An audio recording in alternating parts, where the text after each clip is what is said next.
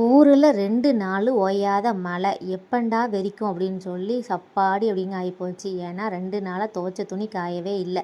இன்றைக்கி வீட்டில் ஒரு தாமோதர பூஜை இருக்கிறதுனால காலையிலே பாய் போர்வை துணியெல்லாம் துவைச்சி போட்டுட்டேன்.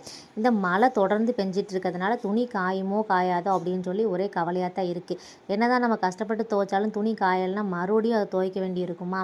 அதனால தான் அப்புறம் காலையிலே எழுந்திரிச்சு எல்லா வேலையும் முடிச்சுட்டு மதியத்திலே நைட்டுக்கும் சேர்த்தே நான் சமைச்சிட்டேன். ஏன்னா இன்றைக்கி ஈவினிங் வந்து பிரசாதம் ரெடி பண்ணணும் அப்படின்னு சொல்லிட்டு பால் பாயசம் சவ்வரிசி பால் பாயசம் தான் வச்சுருந்தேன் பிரசாதத்துக்கு. அதுக்கப்புறம் ஒரு 7 மணி போல் பூஜையை ஸ்டார்ட் பண்ணுறதுக்கு எல்லோரும் வந்துருவாங்கள்ல.